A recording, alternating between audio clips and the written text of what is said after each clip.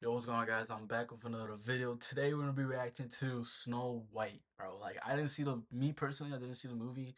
I heard a lot of bad reviews, and I even heard that it actually is doing low ratings worse than the DBC movie, than the Dragon Ball movie, like, which is crazy to me because that movie in itself is just terrible.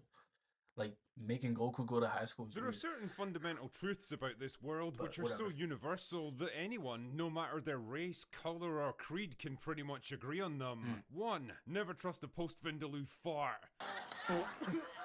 2. Spreadable butter isn't. 3. Anytime a woman starts a sentence with, a real man would, you know you're A about to real hear some man would. weapons grade retardation. And to that not so illustrious list, we can add that the Snow White live action remake was, without a doubt, one of the worst ideas in the whole history of entertainment. Possibly the most predictable of all failures, a project conceived for all the wrong. And bro, one of the big reasons for this is because of this actress right here, bro.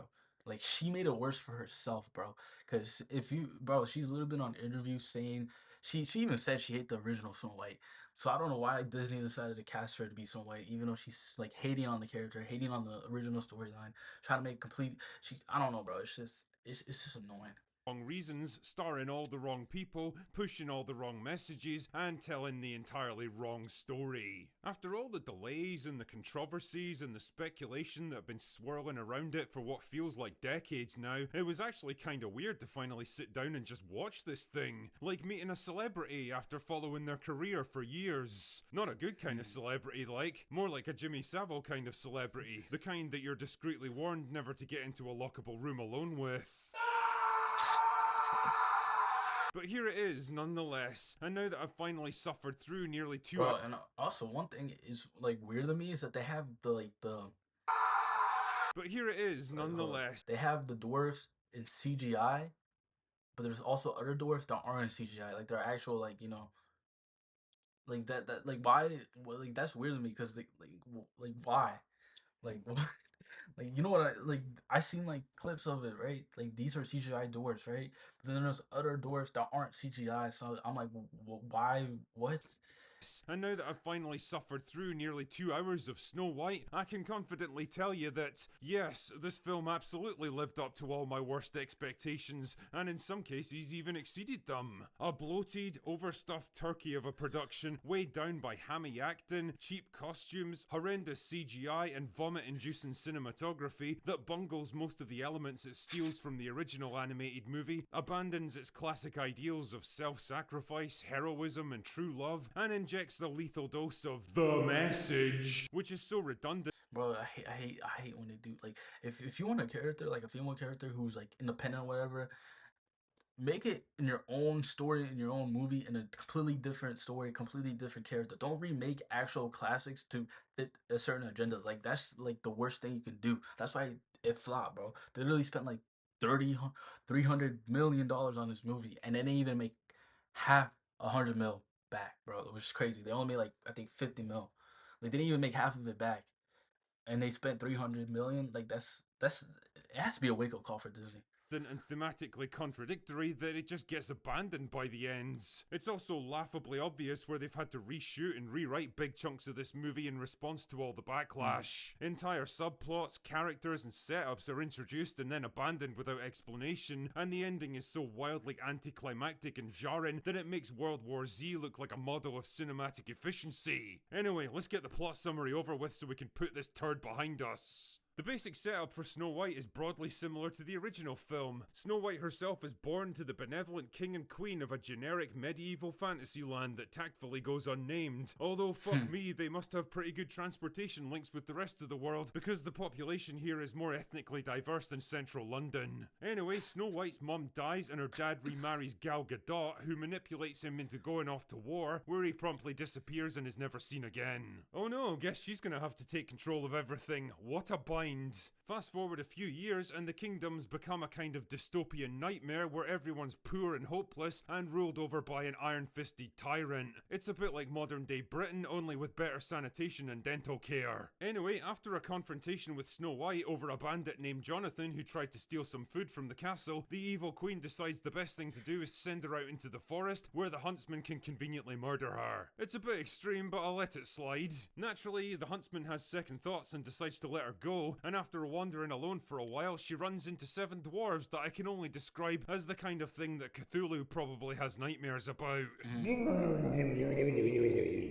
I'm not kidding, man. The brief Bro, glimpse I'm just looking at this movie. It just doesn't look interesting, bro. It just doesn't look interesting to me, bro. that you got of these things in the trailers are absolutely nothing compared to the existential horror of actually witnessing them on the big screen. These are nightmares made real. Like if you woke up in the middle of the night and saw Mr. Blobby standing at the foot of your bed, silent, motionless, watching you with those blank, lifeless eyes that bore into your very soul.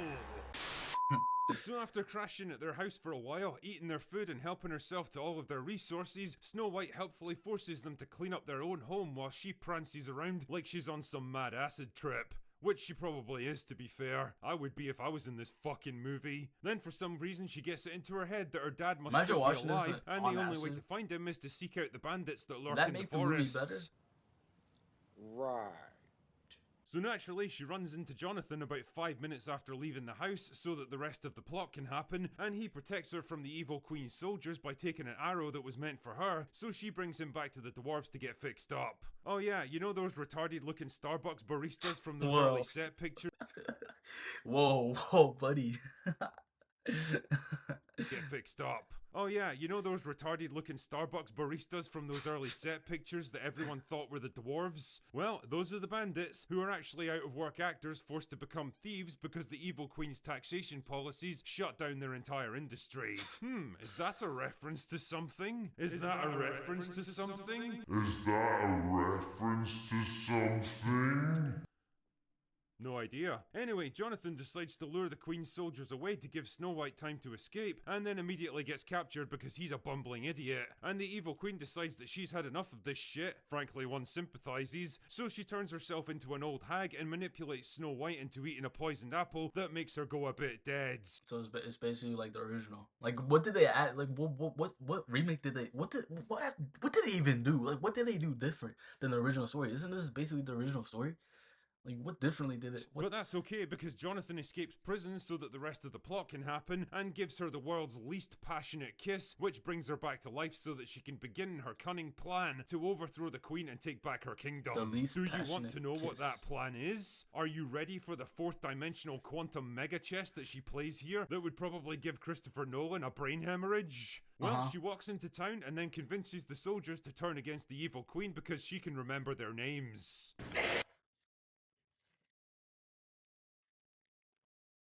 Oh my god, bro! Like they the thing is, they have to like do reviews on these movies, right? Like they show it to critics and stuff. Like, there's no way they made a whole movie and looked at it back and thought, yeah, this is it.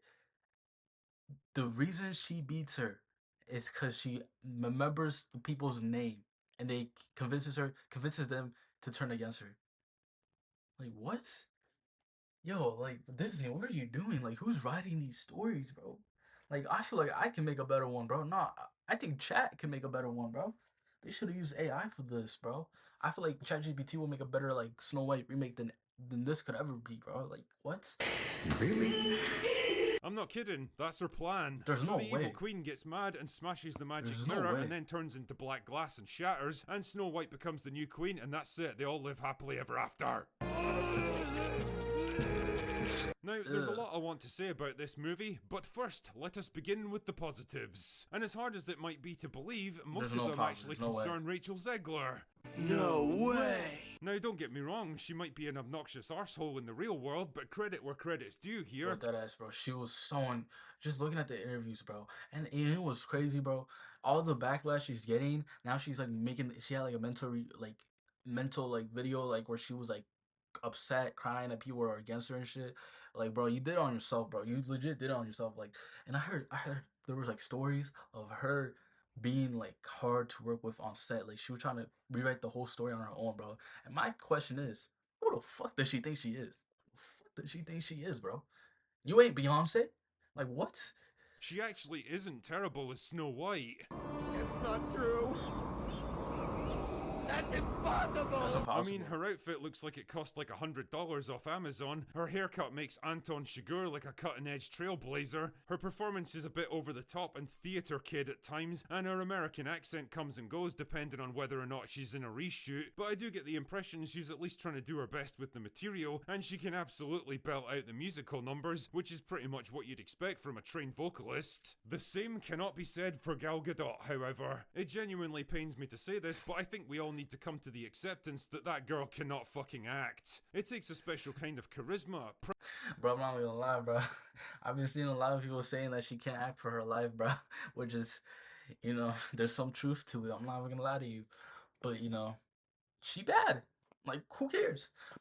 Presence and dramatic range to play a good Disney villain, and well, Gal Gadot doesn't have it. Her delivery somehow manages to be wooden and scenery chewing at the same time, and when she has to deliver a big musical number, you can pinpoint the exact moment where they swap out her voice with someone who can actually sing. Imagine there's no heaven.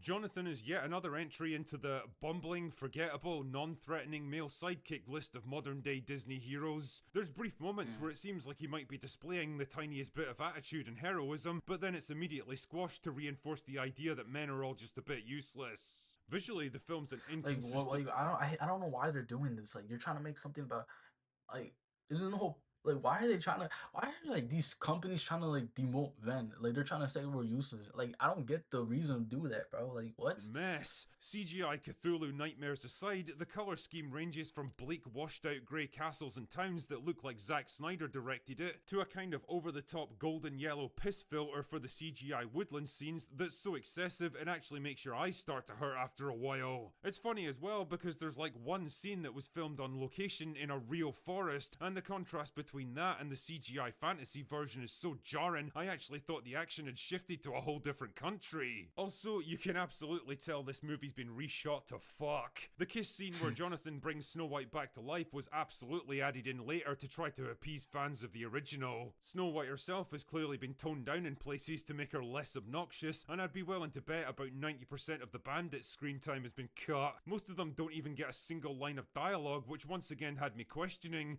why the fuck are they even in this movie? I think the biggest problem though is the ending. The original movie had the dwarves battling the evil queen to save Snow White, reinforcing the idea of reciprocal Like, legit, like, you can't be the original, bro. Like, what? kindness and redemption, but here Snow White has to resolve everything by herself, and the result is that none of the other groups or factions have anything to do. Both the bandits and the dwarves, and even Jonathan, just kind of stand around watching the whole thing play out, and I couldn't help wondering, what is the film even trying to show us here? Snow White as a character seems to be all about equity and shared responsibility, rather than privilege and greedy self-interest, but when it comes to the crunch, she ends up having to do basically everything herself, which negates the very point the movie's been trying to make for the past 2 hours. It's this fundamental inability to understand what it's even trying to say, beyond the crushingly tired princess who saves herself trope. Bro, it just seems like this movie is all over the place, bro. Like, they just, like, I don't know, they're just adding shit. They were just doing shit to do shit, bro. Like, they weren't even thinking, bro. They were just doing all this and that. Like, what? That's now become the very cliche it worked so hard to overturn that proves What to be were the they film's thinking, real bro? undoing. In short, Snow White is a modern day mess. A film that's basically been a disaster from start to finish, and now that it's finally out there and I've reviewed it, it's something I'm very much looking forward to tossing on the ash heap of history. Do yourself a big old favour, save yourself some time and money, and go watch the original instead. Weird. Anyway, that's all I've got for today. Go away now. Damn. Well. What is this? Magic mirror on the wall. Who's the fairest one of all? Me to help. Help? From you? Spare me your white savior complex.